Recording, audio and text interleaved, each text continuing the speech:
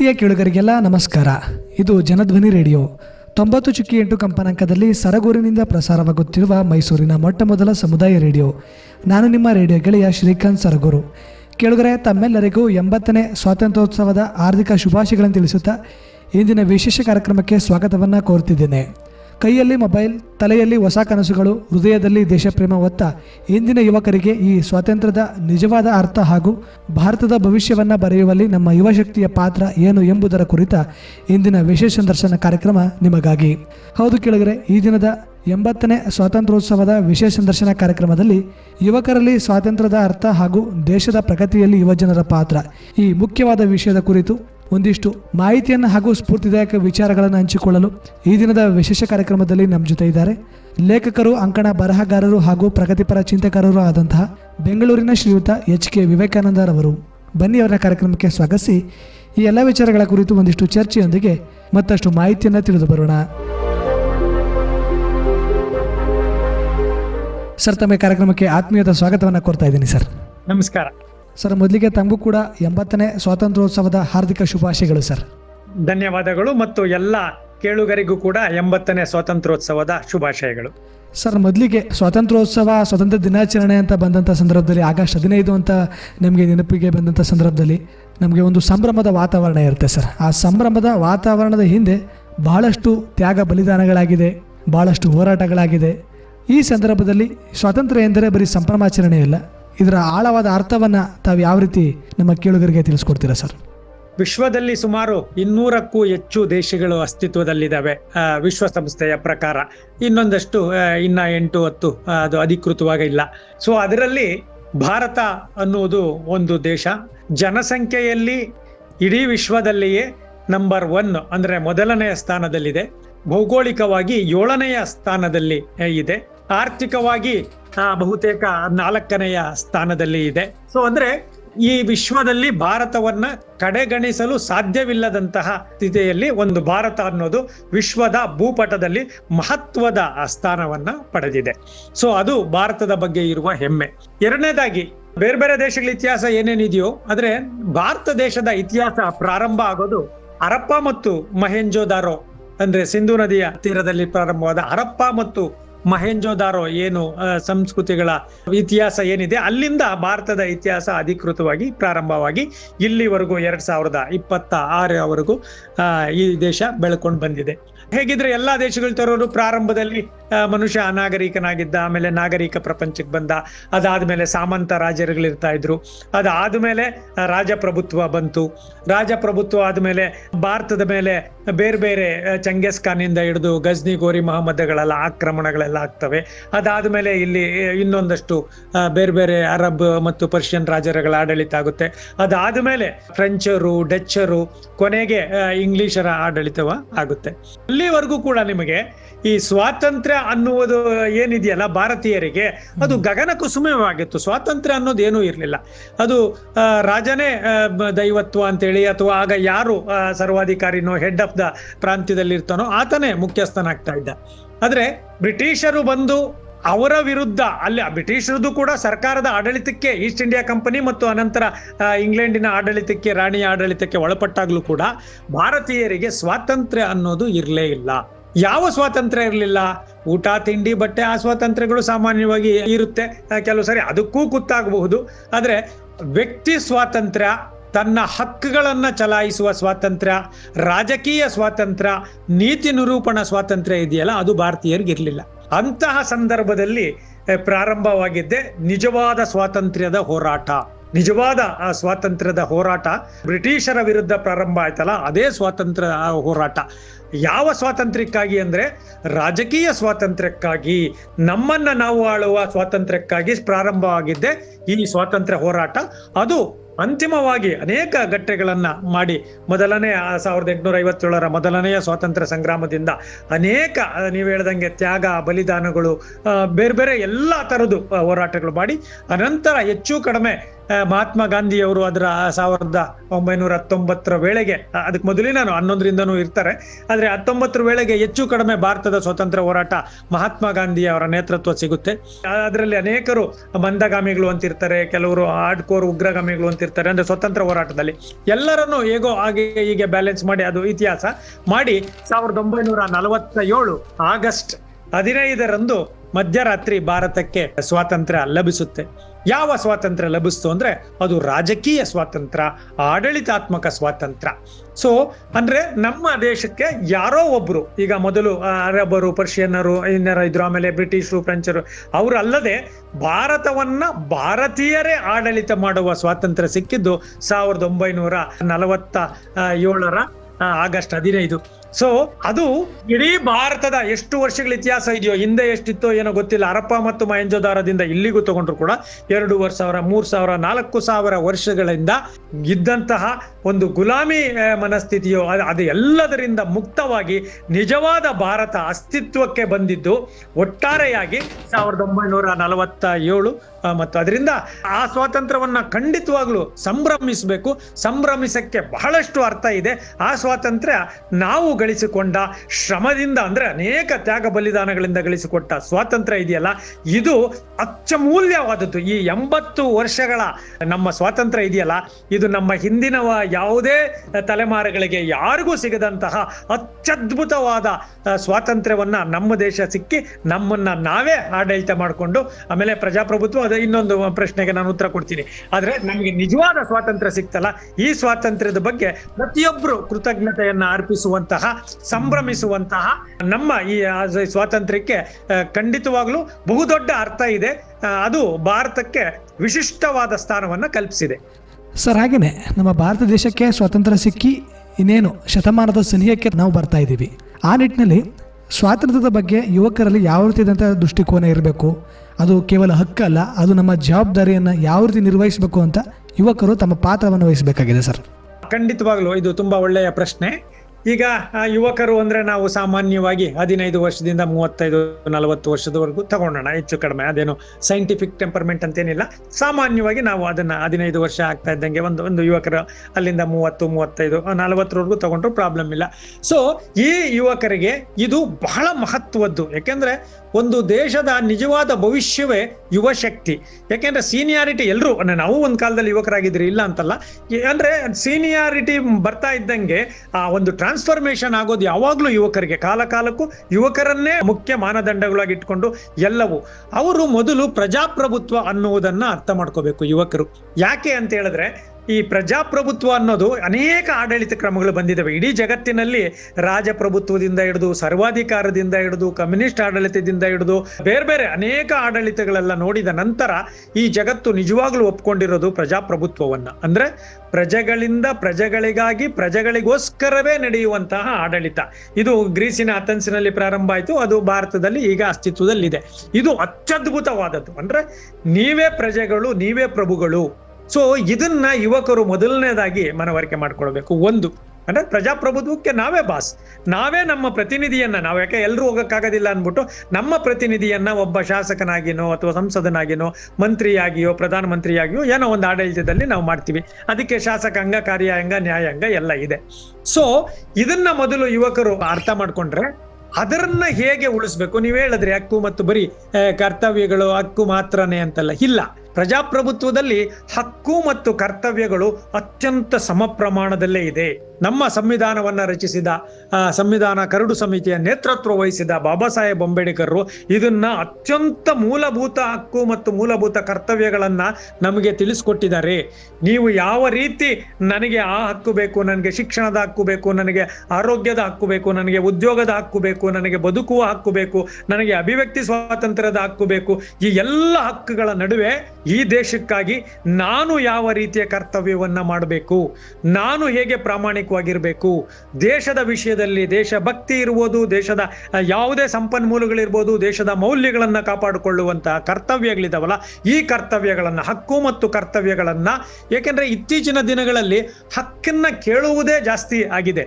ಹಕ್ಕು ಖಂಡಿತ ಕೇಳಲಿ, ಅದ್ರ ಬಗ್ಗೆ ನಮ್ದು ಅಬ್ಜೆಕ್ಷನ್ ಇಲ್ಲ. ಹಕ್ಕಿನ ಜೊತೆ ಕರ್ತವ್ಯ ಪ್ರಜ್ಞೆನೂ ಕೂಡ ಸದಾ ನಮ್ಮ ಜೊತೆ ಇರಬೇಕು. ಜೊತೆಗೆ ಹಕ್ಕನ್ನ ಕೇಳುವ ಪಡೆಯುವ ನೈತಿಕತೆ ಬರೋದು ಯಾವಾಗ ಅಂದ್ರೆ ನಾವು ನಮ್ಮ ಕರ್ತವ್ಯವನ್ನ ಪೂರೈಸಿದಾಗ. ಅದನ್ನ ಈ ಯುವ ಜನಾಂಗ ಜ್ಞಾಪಕ ಇಟ್ಕೋಬೇಕಾಗುತ್ತೆ. ಯಾಕೆ ಈ ಮಾತನ್ನ ಹೇಳ್ತೀನಿ ಅಂದ್ರೆ, ಸುಮಾರು ಈಗ ನಾನು ಹೇಳಿದೆ ಆಗ್ಲೇ, ಯುವಕರು ಅಂದ್ರೆ ಯಾರು? ಅದೇ 90ರ ನಂತರ ಹುಟ್ಟಿದವ್ರನ್ನ ಯುವಕರು ಅನ್ಬೋದು, ಅಥವಾ 80, 85, 90ನೇ ಇಸ್ವಿ ನಂತರ ಹುಟ್ಟಿದವರು. ಅವ್ರಿಗೆ ಈಗ 25, 26, 30, 35 ಇರುತ್ತೆ. ಸೊ ಇವರಿಗೆ ಸ್ವಾತಂತ್ರ್ಯದ 50 ವರ್ಷಗಳ ಹಿಂದಿನ ಅಥವಾ 40 ವರ್ಷಗಳ ಹಿಂದಿನ ತ್ಯಾಗ ಬಲಿದಾನಗಳು ನಿಧಾನವಾಗಿ ಮರಿತಾ ಇದ್ದಾರೆ. ಮಾಹಿತಿ ಇರ್ಬೋದು ಅವ್ರಿಗೆ, ಗೂಗಲ್ ಅಲ್ಲಿ ಹೋದ್ರೆ ಅಥವಾ ಇನ್ನೆಲ್ಲ ಹೋದ್ರೆ ಸ್ವಾತಂತ್ರ್ಯಕ್ಕೆ ಯಾರ್ಯಾರು ಹೋರಾಡಿದ್ರು, ಭಗತ್ ಸಿಂಗ್ ಏನು, ಚಂದ್ರಶೇಖರ್ ಆಜಾದ್ ಏನು, ಮಹಾತ್ಮ ಗಾಂಧಿ ಏನು, ಅಂಬೇಡ್ಕರ್, ಈ ಮಾಹಿತಿ ಇರ್ಬೋದು. ಆದ್ರೆ ಅವರು ನಿಜವಾದ ಅದಕ್ಕೆ ಸಾಕ್ಷಿದಾರರಾಗಿಲ್ಲ. ಈಗ ನಾವು ನಮ್ಮ ಅಪ್ಪ ಅಮ್ಮ ಕಾಲದಲ್ಲಿ ಸ್ವತಂತ್ರ ಹೋರಾಟಗಳ ಪ್ರಾರಂಭ ಆಗಿ ಅದರ ಒಂದಷ್ಟು ನೆನಪುಗಳು ಅವ್ರಿಗೆ ಇರ್ತಾ ಇತ್ತು. ಪಠ್ಯ ಪುಸ್ತಕದಲ್ಲಿ ಅಲ್ಲಿ ಇಲ್ಲಿ ಎಲ್ಲ ಕಡೆಯೂ ಅದ್ರ ಬಗ್ಗೆ ಸಂಭ್ರಮ ಇರ್ತಾ ಇತ್ತು. ಆದ್ರೆ ಈಗ ಆಗಿಲ್ಲ. ಈಗಿನ ಯುವ ಶಕ್ತಿ ಈ ಸ್ವಾತಂತ್ರ್ಯ ನಮ್ಗೆ ತಾನಾಗಿ ಬಂದಿರೋದು, ಈ ದೇಶ ಪ್ರಾರಂಭದಿಂದಲೂ ಅಸ್ತಿತ್ವದಲ್ಲಿ ಇರೋದೇ ಈ ಸ್ವಾತಂತ್ರ್ಯ ಅನ್ನುವಂತಹ ಒಂದು ತಪ್ಪು ಕಲ್ಪನೆ ಅಥವಾ ನಿರ್ಲಕ್ಷ್ಯ ಕಲ್ಪನೆ ಅವರಲ್ಲಿ ಇದೆ. ಇದನ್ನ ಬಹಳ ಕಷ್ಟಪಟ್ಟು ಗಳಿಸಿರೋದು.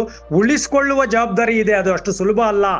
ಇತ್ತೀಚೆಗೆ ಸಂಘರ್ಷಗಳಿಂದಿದ್ದಾವೆ. ಯಾರು ಯಾವಾಗ ಬೇಕಾದ್ರೂ ನಾವು ಏನಾದ್ರೂ ದುರ್ಬಲರಾದ್ರೆ ನಮ್ಮನ್ನ ಆಕ್ರಮಿಸಿಕೊಳ್ಳಲಿಕ್ಕೆ ಬೇರೆ ಬೇರೆ ದೇಶಗಳು ಈಗಲೂ ಕಾಯ್ತಾ ಇರ್ತವೆ. ಅಂದ್ರೆ ದೇಶದ ಸ್ವಾತಂತ್ರ್ಯವನ್ನ ಕಾಪಾಡ್ಕೊಳ್ಳೋದು ಏನು ಅಂದ್ರೆ ನಮ್ಮ ಹಕ್ಕುಗಳ ಜೊತೆ ನಮ್ಮ ಕರ್ತವ್ಯವನ್ನ ನಿಭಾಯಿಸಿದಾಗ. ಮುಖ್ಯವಾಗಿ ಯುವ ಜನಾಂಗ ಏನಿದೆ, ಯುವ ಜನಾಂಗ ಈ ಸ್ವಾತಂತ್ರ್ಯೋತ್ಸವ ಈಗ ಏನ್ ಸುಮ್ನೆ ಇನ್ನ 80 ವರ್ಷ ಆಗಿದೆ, ಇನ್ನೊಂದು ಸ್ವಲ್ಪ ದಿನಕ್ಕೆ 20 ವರ್ಷಕ್ಕೆ 100 ವರ್ಷ ಆಗುತ್ತೆ. 100 ವರ್ಷದಲ್ಲೂ ಕೂಡ ಭಾರತ ವಿಶ್ವದಲ್ಲಿ ಈಗಿನಂತೆ ಪ್ರಮುಖ ಸ್ಥಾನವನ್ನ ಪಡೆದು ಇನ್ನೂ ಒಂದು ಎಲ್ಲ ಕೆಲವರು ಹೇಳ್ತಾರೆ ವಿಶ್ವಗುರು ಆಗೋದು ಅಥವಾ ವಿಶ್ವದ ನಾಯಕತ್ವ ವಹಿಸೋದು, ಅಥವಾ 21ನೇ ಶತಮಾನದ 2ನೇ ಭಾಗವನ್ನ ಭಾರತ ವಿಶ್ವದಲ್ಲಿ ಲೀಡ್ ಮಾಡಬೇಕು ಅನ್ನೋದಾದ್ರೆ ಯುವಕರು ಅತ್ಯಂತ ಮಹತ್ವವನ್ನ ಮಾಡಬೇಕಾಗುತ್ತೆ. ಪ್ರಜಾಪ್ರಭುತ್ವವನ್ನ ಉಳಿಸ್ಕೊಳ್ಬೇಕಾಗುತ್ತೆ. ಅದ್ರ ಜೊತೆ ಹಕ್ಕು ಮತ್ತು ಕರ್ತವ್ಯಗಳನ್ನ ಎರಡನ್ನು ಸಮ ಪ್ರಮಾಣದಲ್ಲಿ ಅವರು ಜವಾಬ್ದಾರಿಯಿಂದ ನಿರ್ವಹಿಸಬೇಕಾಗುತ್ತೆ. ಆಗ ಮಾತ್ರ ಯುವಕ ಶಕ್ತಿ ಈ ದೇಶಕ್ಕೆ ಒಂದು ಲಾಭ ಆಗುತ್ತೆ. ಹೊರತು ನಾನು ಯಾವಾಗ್ಲೂ ಹೇಳ್ತೀನಲ್ಲ, ಸ್ವಾಮಿ ವಿವೇಕಾನಂದರು ಏನ್ ಕನಸು ಕಂಡಿದ್ರು, ಯುವಕರು ಅಂದ್ರೆ ಅವರ ಉಕ್ಕಿನ ನರಮಂಡಲ, ಕಬ್ಬಿಣದ ಮಾಂಸಖಂಡಗಳು ಇದೆಯಲ್ಲ, ಅದನ್ನ ಉಳಿಸ್ಕೊಬೇಕೆ ಹೊರತು ಸೀಡ್ಲೆಸ್ ಯುವಕರು ಆದ್ರೆ ಈ ದೇಶಕ್ಕೆ ಬಹಳ ಅಪಾಯಕಾರಿಯಾಗಿದೆ. 100 ವರ್ಷದ ಸಂಭ್ರಮದಲ್ಲಿ ಯುವಕರು ಹಕ್ಕಿನ ಜೊತೆ ಕರ್ತವ್ಯದ ಬಗ್ಗೆ ಹೆಚ್ಚು ಆಸಕ್ತಿ ಕೊಡಬೇಕು ಅಂತೇಳಿ ನನಗೆ ಅನ್ಸುತ್ತೆ.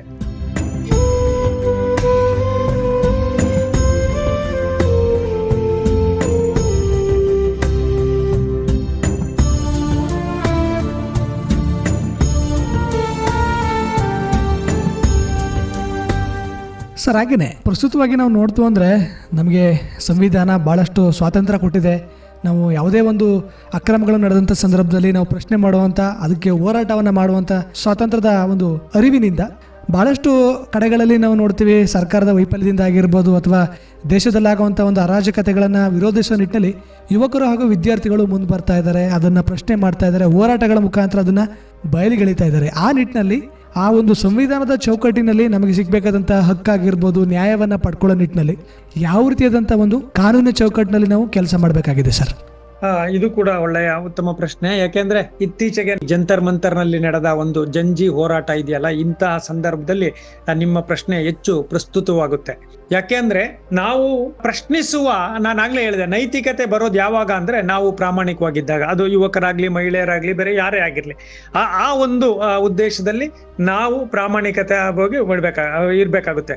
ಈಗ ಎರಡನೇದಾಗಿ ನೀವು ಸ್ವಾತಂತ್ರ್ಯ ಅನ್ನೋದು ಸ್ವೇಚ್ಛೆಯಲ್ಲ, ಇದನ್ನು ಕೂಡ ಯುವ ಜನಾಂಗ ಮಾಡಬೇಕು. ಸ್ವಾತಂತ್ರ್ಯ ಅನ್ನೋದು ಮಿತಿಗೆ ಒಳಪಟ್ಟದ್ದು. ನಿಮ್ಗೆ ಸ್ವಾತಂತ್ರ್ಯ ಅಂದಿದ್ದ ತಕ್ಷಣ ನಾನು ಇನ್ನೊಬ್ಬರಿಗೆ ತೊಂದರೆ ಆಗದಂಗೆ ಕಾನೂನಿನ ವ್ಯಾಪ್ತಿಯಲ್ಲಿ ನನ್ನನ್ನ ನಾನು ಅನುಭವಿಸುವ ಸ್ವಾತಂತ್ರ್ಯವೇ ಹೊರತು ಅದು ಸ್ವೇಚ್ಛೆ ಅಲ್ಲ, ಇನ್ನೊಬ್ಬರಿಗೆ ತೊಂದರೆ ಕೊಡೋದಲ್ಲ. ಜೆನ್ಜಿ ಅಥವಾ ಯುವಕರಲ್ಲಿ ಹೇಳೋದೇನಂದ್ರೆ, ಈಗ ರಾಜಕೀಯ ಸ್ವಾತಂತ್ರ್ಯದ ಬಗ್ಗೆ ಎಲ್ರಿಗೂ ಅರಿವಿದೆ, ಆದ್ರೆ ಆರ್ಥಿಕ ಸ್ವಾತಂತ್ರ್ಯ ಇದೆಯಲ್ಲ, ಇದು ಕಾರ್ಲ್ ಮಾರ್ಕ್ಸ್ ಒಮ್ಮೆ ಹೇಳ್ತಾರೆ ಏನು ಅಂದ್ರೆ, ಆರ್ಥಿಕ ಸ್ವಾತಂತ್ರ್ಯವಿಲ್ಲದ ಯಾವ ಸ್ವಾತಂತ್ರ್ಯವೂ ಕೂಡ ನಿಷ್ಫಲ ಅಂತೇಳಿ. ಅದು ಅದರಲ್ಲೂ ಈಗ ಹಣ ಕೇಂದ್ರೀಕೃತ ಸಮಾಜ ನಿರ್ಮಾಣ ಆಗಿದೆ. ಜಾಗತೀಕರಣಕ್ಕೆ, ಮುಕ್ತ ಮಾರುಕಟ್ಟೆಗೆ ಭಾರತ ಸಹಿ ಹಾಕಿದ ನಂತರ ಇಡೀ ಸಮಾಜ ಅರ್ಥವ್ಯವಸ್ಥೆಯಲ್ಲಿ ಅಂದ್ರೆ ಹಣ ಕೇಂದ್ರೀಕೃತವಾಗೇ ನಡೀತಾ ಇದೆ. ಇಂತಹ ಸಂದರ್ಭದಲ್ಲಿ ಯುವಕರು ಸ್ವಾತಂತ್ರ್ಯ ಮತ್ತು ಸ್ವೇಚ್ಛೆಯ ನಡುವಿನ ಒಂದು ಗೆರೆಯನ್ನ ಸ್ಪಷ್ಟವಾಗಿ ಅರ್ಥ ಮಾಡ್ಕೊಳ್ಬೇಕಾಗುತ್ತೆ. ಅದನ್ನ ಏನಾದ್ರೂ ತಪ್ಪಿದ್ರೆ, ಯಾಕಂದ್ರೆ ಎಲ್ಲ ಹಿರಿಯರು ಹೇಳೋದು ಅಂದ್ರೆ ಈಗಿನ ಹುಡುಗರು ಸ್ವಾತಂತ್ರ್ಯಕ್ಕಿಂತ ಹೆಚ್ಚಾಗಿ ಸ್ವೇಚ್ಛೆಯನ್ನ ಮಾಡ್ತಿದ್ದಾರೆ ಅನ್ನುವ ಆರೋಪಿಸ್ತಾರೆ. ಅದರಲ್ಲಿ ಒಂದಷ್ಟು ಸತ್ಯವೂ ಇದೆ. ಇದೆ, ಆದ್ರೆ ಅದು ಸ್ವೇಚ್ಛೆಯಾಗಬಾರ್ದು. ಆಮೇಲೆ ಪ್ರಶ್ನಿಸುವ ಹಕ್ಕು ಈಗ ಎಲ್ಲರಲ್ಲೂ ಬರ್ತಾ ಇದೆ. ಅದರಲ್ಲೂ ಸಾಮಾಜಿಕ ಜಾಲತಾಣಗಳ ಕ್ರಾಂತಿಯೊಂದಿಗೆ ಪ್ರತಿಯೊಬ್ಬ ಭಾರತೀಯನು ಬಹುಶಃ 100 ಕೋಟಿ ಏನೋ ಮೊಬೈಲ್ ಇದೆ ಅಂತ ಕೇಳಿದೆ. ಅದು ಕನೆಕ್ಷನ್ ಎಷ್ಟಿದೆಯೋ ಏನಿದೆಯೋ, ಹೆಚ್ಚು ಕಡಿಮೆ ಅರ್ಧಕ್ಕಿಂತ ಹೆಚ್ಚು ಜನ ಈ ಪ್ರಶ್ನಿಸುವ ಆ ಒಂದು ಮನೋಭಾವವನ್ನ ಬೆಳೆಸ್ಕೊತಿದ್ದಾರೆ. ಆದ್ರೆ ಪ್ರಶ್ನಿಸಲು ನಿಮಗೆ ಬೇಕಾಗಿರುವಂತಹದ್ದು ಒಂದು ಜ್ಞಾನ. ನೀವು ಸುಮ್ಮನೆ ಪ್ರಶ್ನೆ ಮಾಡೋಕ್ಕಾಗೋದಿಲ್ಲ. ಯಾಕೆಂದ್ರೆ ನಾನು ಪ್ರಶ್ನೆ ಮಾಡ್ತೀನಿ ಅಂತೇಳಿ ಏನೇನೋ ಪ್ರಶ್ನೆ ಮಾಡಿದ್ರೆ ಅದಕ್ಕೆ ಅರ್ಥವೇ ಇರೋದಿಲ್ಲ. ಎಲ್ಲರಿಗೂ ಅಧಿಕ ನಿಮಗೆ ಆ ಸಬ್ಜೆಕ್ಟ್ ಬಗ್ಗೆ, ಆ ವಿಷಯದ ಬಗ್ಗೆ ಮಾಹಿತಿ ಇರಬೇಕಲ್ಲ, ಅದು ಯುವಕರಲ್ಲಿ ಕೊರತೆ ಇದೆ. ಅದ್ರ ಬಗ್ಗೆ ಹೆಚ್ಚು ಕಾನ್ಸಂಟ್ರೇಟ್ ಮಾಡಬೇಕು. ಪ್ರಶ್ನಿಸೋದು ಯಾವಾಗ ನಿಮಗೆ ಆ ವಿಷಯದ ಅರಿವಿದ್ದಾಗ, ಅಥವಾ ನಿಮಗೆ ಒಂದು ಸಮಸ್ಯೆಯಾದಾಗ, ಅದರ ಅರಿವು ನಿಮಗಿದ್ದಾಗ ಮಾತ್ರ ಯಾರನ್ನ ಪ್ರಶ್ನಿಸಬೇಕು, ಯಾವಾಗ ಪ್ರಶ್ನಿಸಬೇಕು, ಯಾವ ರೀತಿ ಪ್ರಶ್ನಿಸಬೇಕು. ನೀವು ಆಗ್ಲೇ ಹೇಳ್ತಾ ಇದ್ರಿ, ಪ್ರಜಾಸತ್ತಾತ್ಮಕವಾಗಿ, ಕಾನೂನಾತ್ಮಕವಾಗಿ, ಜೊತೆಗೆ ಅಹಿಂಸಾತ್ಮಕವಾಗಿ ನಾವು ಪ್ರಶ್ನೆ ಮಾಡಬೇಕು. ಯಾಕೆಂದ್ರೆ ನೋಡಿ, ಆಗ ಸ್ವತಂತ್ರ ಕಾಲದ ಈ ಅಹಿಂಸಾ ಸತ್ಯಾಗ್ರಹ ಏನಿದೆ ಅದು ಕೂಡ ಈಗ ಅಣ್ಣಾ ಹಜಾರೆ ಮೂವ್ಮೆಂಟ್ ಅಲ್ಲಿ ಇರ್ಬೋದು, ಭ್ರಷ್ಟಾಚಾರದ ವಿರುದ್ಧ, ಅಥವಾ ಮೊನ್ನೆ ನೀಟ್ ಪರೀಕ್ಷೆಯ ವಿರುದ್ಧ ಆದದ್ದು, ಅಲ್ಲೂ ಕೂಡ ಸತ್ಯಾಗ್ರಹವೇ ಅತಿ ಹೆಚ್ಚು. ನೀವು ಎಷ್ಟೆಷ್ಟೋ ಕಡೆ ಗೋಲಿಬಾರ್ಗಳಾಗಿರ್ಬೋದು, ಎಷ್ಟೆಷ್ಟೋ ಕಡೆ ಹುಡುಗರು ಬೆಂಕಿ ಹಚ್ಚಿರ್ಬೋದು, ಅವು ಯಾವುದು ಅಲ್ಲಿ ಮುಖ್ಯ ಆಗಲೇ ಇಲ್ಲ. ಸೋನಂ ವಾಂಗ್ಚುಕ್ ಅವರ ಸತ್ಯಾಗ್ರಹ ಇದೆಯಲ್ಲ, ಅದು ಇಡೀ ದೇಶದ ಗಮನ ಸೆಳೀತು. ಅದ್ರ ಮುಖಾಂತರ ಒಂದಷ್ಟಾಯ್ತು, ಒಂದು ಸಣ್ಣ ಪುಟ್ಟ ಗಲಾಟೆಗಳು ಆಯ್ತು, ಇಲ್ಲ ಅಂತಲ್ಲ. ಆದ್ರೆ ಸತ್ಯಾಗ್ರಹ ಅನ್ನೋದು ಅಂದ್ರೆ ಪ್ರಶ್ನಿಸುವುದು ಕಾನೂನಾತ್ಮಕವಾಗಿರ್ಬೇಕು, ಅಹಿಂಸಾತ್ಮಕವಾಗಿರ್ಬೇಕು, ಮತ್ತು ಜ್ಞಾನ ತಿಳುವಳಿಕೆಯ ಆಧಾರದ ಮೇಲೆ ಇರಬೇಕು. ಅದನ್ನ ನಮ್ಮ ಯುವ ಶಕ್ತಿ ಹೆಚ್ಚು ಅರ್ಥ ಮಾಡ್ಕೋಬೇಕು. ಯಾಕೆಂದ್ರೆ ಅದನ್ನ ಹೊರತುಪಡಿಸಿ ಪ್ರಶ್ನೆಗಳಾಗ್ತಾ ಸ್ವೇಚ್ಛೆ ಆಗಬಾರ್ದು. ಸ್ವೇಚ್ಛೆ ಮತ್ತು ಸ್ವತಂತ್ರದ ನಡುವಿನ ಗೆರೆಯನ್ನ ಅರ್ಥ ಮಾಡ್ಕೊಂಡು ಯುವ ಶಕ್ತಿ ಮುಂದುವರೆದ್ರೆ ಖಂಡಿತವಾಗ್ಲೂ ಈ ದೇಶಕ್ಕೆ ಭವಿಷ್ಯ ಇದೆ. ಯುವಕರನ್ನ ಹೌದು, ಒಂದಷ್ಟು ಸಣ್ಣ ದಾರಿ ತಪ್ಪೋದು ಅದೆಲ್ಲ ಇರುತ್ತೆ, ಅವರನ್ನ ಸರಿಪಡಿಸಿಕೊಂಡು ಮುಂದಿನ ನಿಟ್ಟಿನಲ್ಲಿ ನಾವು ಮಾಡಿದ್ರೆ ಈ ಯುವ ಶಕ್ತಿ ಈ ದೇಶಕ್ಕೆ ಬಹುದೊಡ್ಡ ಆಸ್ತಿ ಆಗುತ್ತೆ. ಯಾವಾಗ ಅವರ ಅರಿವಿನ ಪ್ರಮಾಣವನ್ನು ಹೆಚ್ಚಿಸಬೇಕು. ಆ ಅರಿವಿನ ಪ್ರಮಾಣ, ನಾವು ಟ್ರಾನ್ಸ್ಫಾರ್ಮೇಶನ್ ಏನಿದೆ, ಹಣ ಕೇಂದ್ರೀಕೃತ ಸಮಾಜದಲ್ಲಿ ಆರ್ಥಿಕತೆಯೇ ಮುಖ್ಯ ಉದ್ದೇಶ ಆಗಬಾರ್ದು. ಹಣ ಇರಬೇಕು, ಆದರೆ ಹಣಕ್ಕಿಂತ ಹೆಚ್ಚಾಗಿ ಮೌಲ್ಯಗಳು, ಕರ್ತವ್ಯ ಬಹಳ ಮುಖ್ಯ ಆಗಬೇಕು. ಆಗ ಮಾತ್ರ ಈ ಯುವ ಶಕ್ತಿಗೆ ನಿಜವಾದ ಅರ್ಥ ಬರುತ್ತೆ. ಹಣ ಕೇಂದ್ರೀಕೃತ ಆದಾಗ ಮೌಲ್ಯಗಳು ಡಿಕ್ರೀಸ್ ಆಗುತ್ತೆ. ಆ ಬಗ್ಗೆ ಯುವ ಶಕ್ತಿ ಎಚ್ಚರಿಕೆ ವಹಿಸಬೇಕು ಅಂತೇಳಿ ಈ ಸ್ವತಂತ್ರದ 80ನೇ ದಿನಾಚರಣೆ ಸಂದರ್ಭದಲ್ಲಿ ನಾನು ಆಶಿಸ್ತೀನಿ. ಸರ್, ಹಾಗೇನೆ ಇತ್ತೀಚಿನ ದಿನಗಳಲ್ಲಿ ದೇಶದ ಯುವಕರಲ್ಲಿ ಕಾಡ್ತಿರೋಂಥ ನಿರುದ್ಯೋಗ ಸಮಸ್ಯೆ ಆಗಿರ್ಬೋದು, ಮತ್ತು ದುಶ್ಚಟಗಳಿಗೆ ಬಲಿಯಾಗ್ತಿರೋದಾಗಿರ್ಬೋದು, ಇದೆಲ್ಲವೂ ಕೂಡ ದೇಶದ ಪ್ರಗತಿಗೆ ಒಂದು ಮಾರಕ ಅಂತ ನಾನು ಭಾವಿಸ್ತೀನಿ ಸರ್. ಈ ನಿಟ್ಟಿನಲ್ಲಿ ಯುವಕರು ನಿರುದ್ಯೋಗದಿಂದ ಹೊರಬರೋ ನಿಟ್ಟಿನಲ್ಲಿ ಆಗಿರ್ಬೋದು, ಅಥವಾ ದುಶ್ಚಟಗಳಿಗೆ ಬಲಿಯಾಗದಿರೋ ನಿಟ್ಟಿನಲ್ಲಿ ಯಾವ ರೀತಿಯಾದಂಥ ಒಂದು ಸೂಕ್ತ ಕ್ರಮಗಳನ್ನು ವಹಿಸಿ ದೇಶದ ಪ್ರಗತಿಗೆ ಅವರು ಪಾತ್ರವನ್ನು ವಹಿಸಬೇಕಾಗಿದೆ ಸರ್? ಇಲ್ಲಿ 2 ರೀತಿಯಲ್ಲಿ ಪ್ರಶ್ನೆ ಕೇಳಿದ್ದೀರಿ ನೀವು. ಒಂದು ನಿರುದ್ಯೋಗ, ಇನ್ನೊಂದು ದುಶ್ಚಟ. ಅವು ಎರಡೂ ವಿಭಿನ್ನವಾದದ್ದು. ಯಾಕೆಂದ್ರೆ ನಿರುದ್ಯೋಗ ಅನ್ನೋದೇನಿದೆ ಅದು ಆಗಾಗ ಯುವಕರನ್ನ ಕಾಡ್ತಾ ಇರುತ್ತೆ. ನಮ್ಮ ದೇಶನೇ ಅಲ್ಲ, ಜಗತ್ತಿನ ಎಲ್ಲ ದೇಶಗಳಲ್ಲೂ ಕಾಡ್ತಾ ಇರ್ತವೆ. ಅದು ಸಮಸ್ಯೆ, ಅದನ್ನ ಪರಿಹಾರನೂ ಇದೆ. ಅದಕ್ಕೆ ಕೆಲವು ಸರಿ ಸಮಸ್ಯೆ ಪರಿಹಾರ. ಆದ್ರೆ ದುಶ್ಚಟಗಳು ಇದೆಯಲ್ಲ, ಇದು ತುಂಬಾ ಭಿನ್ನವಾದದ್ದು. ಇದಂತೂ ತೀರಾ ಅಪಾಯಕಾರಿ. ಈ ದುಶ್ಚಟಗಳು ಅಂತಿದೆಯಲ್ಲ, ಅದು ಎಷ್ಟು ರೀತಿಯಲ್ಲಿ ಈ ಸಮಾಜವನ್ನು ಆಕ್ರಮಿಸ್ಕೊಡ್ತಾ ಇದೆ. ಕೇವಲ ನಾವು ಮೊದಲು ಎಲ್ಲ ಹೇಳ್ತಾ ಇದ್ದಿದ್ದು ಈ ಮದ್ಯಪಾನ ಅಥವಾ ಧೂಮಪಾನ, ಇವೆರಡನ್ನೇ ನಾವು, ಅಥವಾ ಜೂಜಾಟ, ಇದನ್ನಷ್ಟೇ ನಾವು ದುಶ್ಚಟಗಳು ಅಂತ ಇದ್ವಿ. ಈಗ ಆ ದುಶ್ಚಟಗಳನ್ನ ಮೀರಿ, ಅದು ಕೂಡ ಎಲ್ಲೋ ಕೆಲವರು ಮಾತ್ರ ಅದನ್ನು ಮಾಡ್ತಾ ಇದ್ರು. ಈಗ ಸಮಾಜದ ಮುಖ್ಯವಾಹಿನಿಯ ಅನೇಕ ಜನ ಇದಕ್ಕೆ ಬಲಿಯಾಗಿದ್ದಾರೆ. ಅದು ಯಾವ ಹಂತಕ್ಕೆ ಹೋಗುತ್ತೆ? ಡ್ರಗ್ಸ್, ನಾವೇನ್ ಹೇಳ್ತೀವಿ, ಆ ಡ್ರಗ್ಸ್ ಅನ್ನೋದು ಇದೆಯಲ್ಲ, ಅದು ಮಾದಕ ವ್ಯಸನ ಇದೆಯಲ್ಲ, ಅದು ಆಕ್ರಮಿಸ್ಕೋತಾ ಇದೆ. ಕೇವಲ ಈ ವಸ್ತು, ಈ ಮಾದಕ ದ್ರವ್ಯಗಳು, ಧೂಮಪಾನ ಅಷ್ಟೇ ಅಲ್ಲ, ಈ ವಿಡಿಯೋ ಗೇಮ್ ಅನ್ನುವ ಮೊಬೈಲು ಅಥವಾ ಬೆಟ್ಟಿಂಗು, ಈ ತರದ್ದು ಅಂದ್ರೆ ಬೇರೆ ಬೇರೆ ರೀತಿಯಲ್ಲಿ ದುಶ್ಚಟಗಳು ಯುವಕರನ್ನ ಬಹುತೇಕ, ಅದ್ರ ಜೊತೆ ಈ ಗುಟ್ಕಾ ಅನ್ನೋದು, ಬೇರೆ ಏನೇನೋ ಬಂದಿದೆಯಲ್ಲ, ಈ ತರದ್ದು ಅಂದ್ರೆ ದುಶ್ಚಟಗಳು ಒಂದಕ್ಕಿನ್ನ ಇನ್ನು ವೀಲಿಂಗು, ಅದು ದುಶ್ಚಟವೇ. ಯಾಕಂದ್ರೆ ಅದು ಕೂಡ ಕಾನೂನು ಬಾಹಿರ ಮತ್ತು ಅತ್ಯಂತ ಅಪಾಯಕಾರಿಯಾದದ್ದು. ಹಾಗೆ ಈ ಯುವ ಶಕ್ತಿ ಇದೆಯಲ್ಲ, ಅದು ದುಶ್ಚಟಗಳಿಗೆ ದಾಸರಾಗಿ ಅತ್ಯಂತ ಕೆಟ್ಟ ಪರಿಣಾಮವನ್ನ ಈ ಸಮಾಜದ ಮೇಲೆ ಬೀರ್ತಾ ಇದೆ. ಅದರಿಂದ ದುಶ್ಚಟಗಳು ಹೊರಗಡೆ ಬರಲೇಬೇಕು. ಅದು ಹೇಳ್ತಾರಲ್ಲ, ನಶೆ ಮುಕ್ತ ಭಾರತವನ್ನ ನಿರ್ಮಾಣ ಮಾಡಲಿಲ್ಲ ಅಂದ್ರೆ ಈ ದೇಶಕ್ಕೆ ಭವಿಷ್ಯನೇ ಇಲ್ಲ. ಯಾಕೆಂದ್ರೆ ಅದು ಯುದ್ಧೋಪಾದಿಯಲ್ಲಿ ನೀವು ಅದನ್ನ ಮೇಲೆ ಕ್ರಮ ಕೈಗೊಳ್ಳಿಲ್ಲ ಅಂದ್ರೆ ವ್ಯಾಪಕವಾಗಿ ವೇಗವಾಗಿ ಹರಡ್ತಾ ಇದೆ. ಅದು ಒಂದು ಭಾಗ. ಎರಡನೇದಾಗಿ ನಿರುದ್ಯೋಗ ಸಮಸ್ಯೆ ಇದೆಯಲ್ಲ, ಇದು ವ್ಯಾಪಾರೀಕರಣದಲ್ಲಿ ಸಮಾಜದಲ್ಲಿ ಆತರ ಆಗುತ್ತೆ. ಯಾಕೆಂದ್ರೆ ಈ ಬಂಡವಾಳಶಾಹಿ ವ್ಯವಸ್ಥೆ ಯಾವಾಗ್ಲೂ ಏನ್ ಮಾಡುತ್ತೆ, ತನಗೆ ಅನುಕೂಲಕರವಾಗಿರುವಂತ ಮಾರ್ಕೆಟ್ ಟೈಮಲ್ಲಿ ಉದ್ಯೋಗ ಕೊಡುತ್ತೆ, ತನಗೆ ಬೇಡ ಅನ್ನಿಸಿದಾಗ ಅದನ್ನ ಅವರಿಂದ ತೆಗೆದುಬಿಟ್ಟು ಮತ್ತೆ ನಿರುದ್ಯೋಗ ಪ್ರಮಾಣ ಜಾಸ್ತಿ ಆಗ್ಲಿಕ್ಕೆ ಕಾರಣ ಆಗಿದೆ.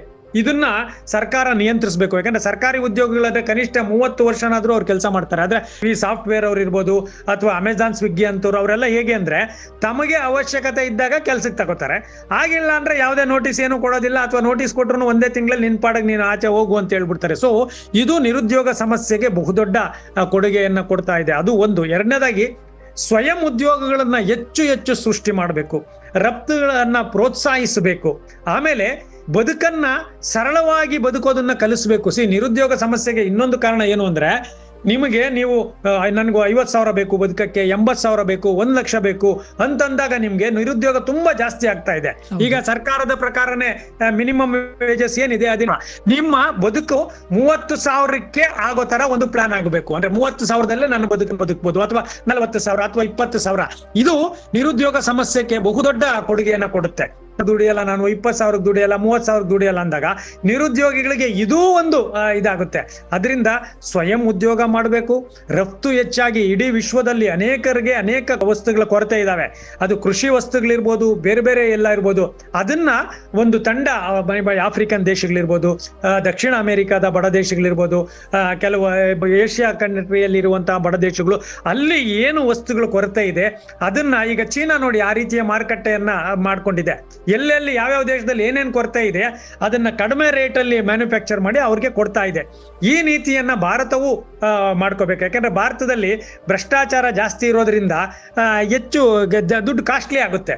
10 ರೂಪಾಯಿಗೆ ಒಂದು ಬಕೆಟು, 10 ರೂಪಾಯಿಗೆ ಒಂದು ಜಗ್ಗು ಕೊಡೋದು ಚೈನೀರಿಗೆ ಸಾಧ್ಯ ಆಗುತ್ತೆ, ನಮಗೆ ಯಾಕೆ ಸಾಧ್ಯ ಆಗೋದಿಲ್ಲ ಅಂದ್ರೆ ನಮ್ಮಲ್ಲಿ ಭ್ರಷ್ಟಾಚಾರ ಮತ್ತು ಬೇರೆ ಕಾನೂನುಗಳ ವ್ಯಾಪ್ತಿ ಇರೋದ್ರಿಂದ ಹೆಚ್ಚು ದುಡ್ಡು ಖರ್ಚಾಗೋಗ್ಬಿಟ್ಟು ಆ ವಸ್ತುನ ಜಾಸ್ತಿ ಬೆಲೆ ಆಗ್ತಿದೆ. ಸೊ ಅಲ್ಲಿ ಒಂದು ಈ ತರದ ಅನೇಕ ಕ್ರಮಗಳನ್ನ ಕೈಗೊಂಡು ಕೆಲಸಗಳಿಗೆ ಮಿನಿಮಮ್ ವೇಜಸ್ ಅಲ್ಲೇ ಕೂಡ ಮನುಷ್ಯನ ಬದುಕು ರೂಪಿಸುವ ಒಂದು ಸಾಮಾಜಿಕ ವ್ಯವಸ್ಥೆ ಮತ್ತು ಆರ್ಥಿಕ ವ್ಯವಸ್ಥೆ ರೂಪುಗೊಂಡ್ರೆ ಖಂಡಿತವಾಗ್ಲೂ ಈ ದೇಶದಲ್ಲಿ ನಿರುದ್ಯೋಗಿಗಳ ಸಂಖ್ಯೆ ತುಂಬಾ ಕಡಿಮೆ ಬರುತ್ತೆ. ಅಂದ್ರೆ ಜಗತ್ತಲ್ಲಿ ಸದಾಕಾಲ ಇರುತ್ತೆ. ಆಮೇಲೆ ನಮ್ಮ ದೇಶ ಕೃಷಿ ಆಧಾರಿತ ದೇಶ.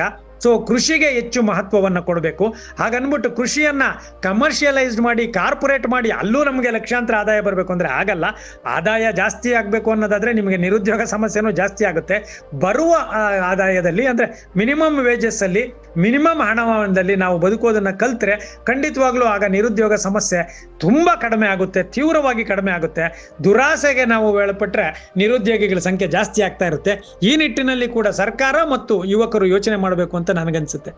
ಸರ್, ಆಗಿದ್ರೆ ನಮ್ಮ ದೇಶದ ಯುವ ಪೀಳಿಗೆ ಸಂವಿಧಾನ ಕೊಟ್ಟಿರುವಂಥ ಸ್ವಾತಂತ್ರ್ಯದ ಚೌಕಟ್ಟಿನಲ್ಲಿ ನಮ್ಮ ಹಕ್ಕು ಹಾಗೂ ಜವಾಬ್ದಾರಿಗಳನ್ನು ನಿರ್ವಹಿಸ್ತಾ ನಮ್ಮದೇ ಆದಂಥ ಒಂದು ಕೌಶಲ್ಯ ಹಾಗೂ ಜ್ಞಾನದ ಮುಖಾಂತರ ಒಂದಷ್ಟು ಕೆಲಸ ಕಾರ್ಯಗಳನ್ನು ಮಾಡ್ತಾ ಯುವ ಜನರು ದೇಶದ ಪ್ರಗತಿಗೆ ಹೇಗೆ ಅವರು ಪಾತ್ರವನ್ನು ವಹಿಸಬೇಕು ಅನ್ನೋದು ಕುರಿತು ಕಾರ್ಯಕ್ರಮದ ಕೊನೆಯದಾಗಿ ಏನು ಸಲಹೆ ಅಥವಾ ಕಿವಿ ಮಾತನ್ನು ಹೇಳಕ್ಕೆ ಇಷ್ಟಪಡ್ತೀರಾ ಸರ್?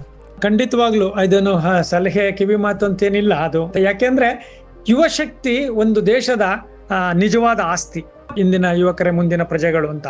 ಸೊ ದೇಶ ಕ್ರಮಬದ್ಧವಾಗಿ ನಿಮ್ಮ ಜೀವನ ಮಟ್ಟ ಖುಷಿಯಾಗಿ ಇರಬೇಕು, ನೆಮ್ಮದಿಯಾಗಿರ್ಬೇಕು ಅನ್ನೋದಾದ್ರೆ ಯುವಕರು ಈಗ ಪ್ರಜ್ಞಾಪೂರ್ವಕವಾಗಿ ನಮ್ಮಲ್ಲಿರುವ ಶ್ರಮ ಸಂಸ್ಕೃತಿಯ ಮೇಲೆ ಡಿಪೆಂಡ್ ಆಗಬೇಕು.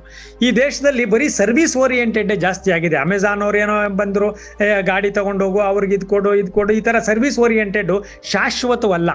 ಅಥವಾ ಸ್ವಿಗ್ಗಿ ಅವು ಇವೆಲ್ಲ ಇದಾವಲ್ಲ, ಝೊಮ್ಯಾಟೊ, ಇವೆಲ್ಲ ಇವು ತಾತ್ಕಾಲಿಕ ಕೆಲಸಗಳು. ಯಾವುದೋ ಒಂದು ಕಾಲಘಟ್ಟದಲ್ಲಿ ಅವರಿಗೆ ಬೇಡ, ಅಥವಾ ಇನ್ನೇನೋ ಒಂದು ದುರ್ಘಟನೆ ನಡೀತು, ನಾವು ಯಾರೋ ಊಟ ಕೊಟ್ಟರು, ಅದರಲ್ಲಿ ವಿಷ ಹಾಕಿದ್ರು, ಅದರಿಂದ ಏನೋ ತೊಂದರೆ ಆಯ್ತು, ಈ ತರದ್ದಾದಾಗ ಈ ವ್ಯವಸ್ಥೆ ತಕ್ಕಂತ ಕುಸಿದು ಬಿಡುತ್ತೆ. ಸೊ ಅಂದ್ರೆ ಉತ್ಪಾದನಾ ಕ್ಷೇತ್ರದಲ್ಲಿ ಯುವಕರು ತಮ್ಮನ್ನ ತಾವು ತೊಡಗಿಸ್ಕೊಳ್ಬೇಕು. ಪ್ರಾಮಾಣಿಕತೆ ಮತ್ತು ದಕ್ಷತೆ ಅನ್ನೋದಿದೆಯಲ್ಲ, ಅವು ಎರಡು ಕೌಶಲ್ಯದ ಜೊತೆ, ಮೊದಲನೇದಾಗಿ ಕೌಶಲ್ಯ ಬೆಳೆಸ್ಕೊಂಡ್ರೆ ಆ ಕೌಶಲ್ಯದಿಂದ ಮಾತ್ರನೇ ನೀವು ಗೆಲ್ಲಕ್ಕೆ ಸಾಧ್ಯತೆ ಇಲ್ಲ. ಪ್ರಾಮಾಣಿಕತೆ ಮತ್ತು ದಕ್ಷತೆ ಇರಬೇಕು. ಜೊತೆಗೆ ದೇಶಭಕ್ತಿ ಕೂಡ. ಯಾಕೆಂದ್ರೆ ಇವತ್ತು ಯುರೋಪಿಯನ್ ಕಂಟ್ರೀಸ್ ಇರ್ಬೋದು, ಆಸ್ಟ್ರೇಲಿಯಾ, ನ್ಯೂಜಿಲೆಂಡ್ ಅವೆಲ್ಲ ಏನಾದ್ರೂ ಒಂದಷ್ಟು ಪ್ರಗತಿಯನ್ನ ಸಾಧಿಸಿದ್ರೆ ಕಾರಣ ಆ ಹುಡುಗರು ವ್ಯಕ್ತಿಗತವಾಗಿಯೇ ದೇಶಭಕ್ತಿಯನ್ನ ಪ್ರದರ್ಶಿಸ್ತಾರೆ. ಅಂದ್ರೆ ನಾನು ಈ ದೇಶದ ಪ್ರಜೆ, ನಾನು ಕಸ ಹಾಕಬೇಕು ಅಂದ್ರೆ ಅಯ್ಯೋ ನನ್ನ ಮನೆ ಅಲ್ಲ, ಬೇರೆಯವ್ರ ಮನೆ ಮುಂದೆ ಹಾಕಬೇಕು ಅಂದ್ರೂ, ಎಲ್ಲೋ ರಸ್ತೆಯಲ್ಲಿ ಬಿಸಾಕ್ಬೇಕು ಅಂದ್ರೂ ಅಯ್ಯೋ ಇದು ನನ್ನ ದೇಶದ್ದು, ನನ್ನ ದೇಶ ಗಲೀಜಾಗುತ್ತೆ, ನನ್ನ ದೇಶದ ಮಾಡ್ತೀವಿ. ಯಾವುದೇ ಒಂದು ಪರಿಸರವನ್ನು ಉಳಿಸೋದು. ಎಲ್ಲೋ ನಾವು ಪ್ರವಾಸಕ್ಕೆ ಹೋಗ್ತೀವಿ, ಅಲ್ಲಿ ನಾವು ಒಂದು ಬ್ಯಾಗ್ ತಗೊಂಡೋಗಿ ವಾಟರ್ ಬಾಟ್ಲನ್ನು ಅಥವಾ ಬೇರೆ ಕಸದನ್ನು ತಂದು ನಾವೇ ಮತ್ತೆ ಇನ್ನೆಲ್ಲ ಹಾಕೋದು. ಈ ತರದ ಒಂದು ಸಂಸ್ಕಾರ ನಡೆ ಅಥವಾ ನಾಗರಿಕ ನಡುವೆ ಅಥವಾ ಶಿಷ್ಟಾಚಾರ ಅಥವಾ ಸಿವಿಕ್ ಸೆನ್ಸ್ ಅಂತ ಏನ್ ಹೇಳ್ತೀವಿ, ಇದನ್ನ ಮುಖ್ಯವಾಗಿ ಕಲ್ತ್ಕೋಬೇಕಾಗಿದೆ ನಮ್ಮ ಯುವಕರು. ಇದ್ರ ಬಗ್ಗೆ ನೀವು ಹೆಚ್ಚು ಗಮನ ಹರಿಸಿ. ಇದೇನಾದ್ರೂ ನಿಮಗೆ ಒಳದಿದ್ದೇ ಆದ್ರೆ ಖಂಡಿತವಾಗ್ಲೂ ಈ ದೇಶದ ಪ್ರಗತಿಗೆ ನಿಮ್ಮ ಕೊಡುಗೆ ಇರುತ್ತೆ. ನಿಮ್ಮ ಕೊಡುಗೆ ಅಂದಿದ ತಕ್ಷಣ ಬೇರೆ ಇನ್ನೇನೋ ಮಾಡಬೇಕು, ನಾನು ಒಲಿಂಪಿಕಲ್ಲಿ ಗೆಲ್ಲಬೇಕು ಅಥವಾ ನಾನು ಆಸ್ಕರ್ ಅವಾರ್ಡ್ ಪಡ್ಬೇಕು, ಹಂಗಾಗೋದಿಲ್ಲ. ಯಾರೋ ಕೆಲವರು ಮಾಡ್ತಾರೆ, ಮಾಡಲಿ, ಸಂತೋಷ. ಸಾಮಾನ್ಯ ಜನ ಕೌಶಲ್ಯವನ್ನ ಅಭಿವೃದ್ಧಿ ಪಡಿಸ್ಕೋಬೇಕು, ಅದರ ಜೊತೆ ಪ್ರಾಮಾಣಿಕತೆ ಮತ್ತು ದಕ್ಷತೆಯನ್ನ ಮಾಡ್ಕೋಬೇಕು. ಇವೆಲ್ಲಕ್ಕೂ ದೇಶಭಕ್ತಿ ಮತ್ತು ವ್ಯಕ್ತಿ ಸ್ವಾತಂತ್ರ್ಯ, ವಿಶ್ವ ಮಾನವ ಪ್ರಜ್ಞೆ ಇಷ್ಟನ್ನ ಬೆಳೆಸ್ಕೊಂಡಾಗ ಖಂಡಿತವಾಗಲೂ ಈ ದೇಶ ಮುಂದೆ ಬರುತ್ತೆ. ಇನ್ನ 20 ವರ್ಷ ಇದೆ, 100 ವರ್ಷಗಳನ್ನ ನಾವೆಲ್ಲರೂ ನೋಡ್ತೀವಿ. ಅಂತ ಸಂದರ್ಭದಲ್ಲಿ ಯುವಕರು ದಯವಿಟ್ಟು, ಯಾಕೆಂದ್ರೆ ಈಗ ನಾವು ವಯಸ್ಸಾಗಿರುತ್ತೆ, ಆದ್ರೆ ಯುವಕರಿದಾರಲ್ಲ, ಯುವಕರಿಗೆ ಸ್ವಾತಂತ್ರ್ಯದ 100ನೇ ವರ್ಷ ಸಂಭ್ರಮ ಮಾಡಬೇಕು ಅಂದ್ರೆ ಈ ದೇಶ ಅಭಿವೃದ್ಧಿಯ ಪಥದಲ್ಲಿರ್ಬೇಕು, ಪರಿಸರ ಉಳಿಬೇಕು, ಆರೋಗ್ಯ ಉಳಿಬೇಕು, ಶಿಕ್ಷಣ ಇದಾಗಬೇಕು. ಅದೆಲ್ಲಕ್ಕೂ ಯುವಕರ ಕೊಡುಗೆಯ ಮಹತ್ವ. ಅವರು ಅದನ್ನ ಪ್ರಜ್ಞಾಪೂರ್ವಕವಾಗಿ ಬದುಕೋದನ್ನ ಕಲ್ತ್ರೆ ಖಂಡಿತವಾಗಲೂ ಈ ದೇಶ ಮುಂದುವರಿಯುತ್ತೆ. ಆ ರೀತಿ ನೀವೆಲ್ಲರೂ ಕಲ್ತ್ಕೊಳ್ಳಿ ಅಂತೇಳಿ ನಾನೊಂದು ಸಣ್ಣ ಸಲಹೆಯನ್ನ ಕೊಡ್ತೀನಿ.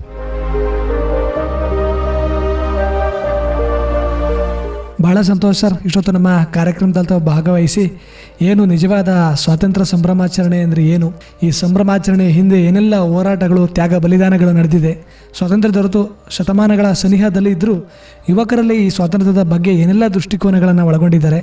ಹಾಗೆಯೇ ಅವರು ಈ ಸಂವಿಧಾನದ ಅಡಿಯಲ್ಲಿ ಸಿಕ್ಕಿರುವಂಥ ಸಾಮಾಜಿಕ ಅಭಿವ್ಯಕ್ತಿ ಮತ್ತು ಆರ್ಥಿಕ ಸ್ವಾತಂತ್ರ್ಯವನ್ನು ದುರುಪಯೋಗ ಪಡಿಸ್ಕೊಳ್ದೇನೆ ದೇಶದ ಪ್ರಗತಿಗೆ ಹಾಗೂ ಅವರ ಒಂದು ವೈಯಕ್ತಿಕ ಬೆಳವಣಿಗೆಗೆ ಅದನ್ನು ಬಳಸ್ಕೊಂಡು ದೇಶದ ಪ್ರಗತಿಗೂ ಕೂಡ ಅವರು ಒಂದು ಪೂರಕವಾದ ಒಂದು ಪಾತ್ರವನ್ನು ವಹಿಸ್ಬೋದು ಅನ್ನೋದು ಕುರಿತು, ಹಾಗೆಯೇ ಯುವಕರಲ್ಲಿ ಕಾಡ್ತಿರುವಂಥ ಸಮಸ್ಯೆಗಳನ್ನು, ಆ ಸಮಸ್ಯೆಗಳಿಂದ ಯಾವ ರೀತಿಯೆಲ್ಲ ಹೊರಗಡೆ ಬಂದು ನಮ್ಮ ಒಂದು ಕೆಲಸ ಕಾರ್ಯಗಳನ್ನು ಅಥವಾ ನಮ್ಮ ಒಂದು ಕೌಶಲ್ಯಾಧಾರಿತ ಚಟುವಟಿಕೆಗಳನ್ನು ಮಾಡೋ ಮುಖಾಂತರ, ಒಂದಷ್ಟು ಕರ್ತವ್ಯಗಳನ್ನು ನಿರ್ವಹಿಸೋ ಮುಖಾಂತರ ದೇಶದ ಪ್ರಗತಿಗಳಿಗೆ ಪಾತ್ರವನ್ನು ವಹಿಸ್ಬೋದು ಅನ್ನೋದು ಕುರಿತು ಭಾಳ ಉಪಯುಕ್ತ ಹಾಗೂ ಸ್ಫೂರ್ತಿದಾಯಕ ಮಾಹಿತಿಯನ್ನು ಒಳಗೊಂಡಂತೆ ಒಂದಷ್ಟು ವಿಚಾರಗಳನ್ನು ನಮ್ಮ ಕಾರ್ಯಕ್ರಮದಲ್ಲಿ ತಾವು ಭಾಗವಹಿಸಿ ನಮ್ಮ ಕೇಳುಗರೊಂದಿಗೆ ಹಂಚಿಕೊಳ್ಳೋದಕ್ಕೆ ತಮಗೆ ತುಂಬ ಹೃದಯದ ಧನ್ಯವಾದಗಳು ಸರ್. ಧನ್ಯವಾದಗಳು. ನಮಸ್ಕಾರ. ನಿಮಗೂ ಕೂಡ. ಪ್ರಿಯ ಕೇಳುಗರೆ, ಇದುವರೆಗೂ ನೀವು ಕೇಳ್ತಾ ಇದ್ರಿ 80ನೇ ಸ್ವಾತಂತ್ರ್ಯೋತ್ಸವದ ವಿಶೇಷ ಸಂದರ್ಶನ ಕಾರ್ಯಕ್ರಮದಲ್ಲಿ ಯುವಕರಲ್ಲಿ ಸ್ವಾತಂತ್ರ್ಯದ ಅರ್ಥ ಹಾಗೂ ದೇಶದ ಪ್ರಗತಿಯಲ್ಲಿ ಯುವಜನರ ಪಾತ್ರ ಕುರಿತು ಇದುವರೆಗೂ ನಮ್ಮ ಜೊತೆ ಮಾಹಿತಿಯನ್ನು ಹಂಚಿಕೊಂಡಂಥವರು ಲೇಖಕರು, ಅಂಕಣ ಬರಹಗಾರರು ಹಾಗೂ ಪ್ರಗತಿಪರ ಚಿಂತಕರೂ ಆದಂತಹ ಬೆಂಗಳೂರಿನ ಶ್ರೀಯುತ HK ವಿವೇಕಾನಂದರವರು. ಇದಕ್ಕಿತ್ತು ಇವತ್ತಿನ ನಮ್ಮ 80ನೇ ಸ್ವಾತಂತ್ರ್ಯೋತ್ಸವದ ವಿಶೇಷ ಸಂದರ್ಶನ ಕಾರ್ಯಕ್ರಮ. ಮತ್ತೆ ಮತ್ತೊಂದು ಕಾರ್ಯಕ್ರಮದಲ್ಲಿ ಮತ್ತೊಂದು ವಿಚಾರದೊಂದಿಗೆ ತಮ್ಮನ್ನು ಮತ್ತೆ ಭೇಟಿಯಾಗ್ತೀನಿ. ಅಲ್ಲಿಯವರೆಗೂ ಕೇಳ್ತಾ ಇರಿ ಜನಧ್ವನಿ. ಇದು ನಿಮ್ಮ ಧ್ವನಿ, ನಿಮ್ಮೂರ ಧ್ವನಿ, ಜನರ ಧ್ವನಿಯಾದ ಜನಧ್ವನಿ. ನಮಸ್ಕಾರ.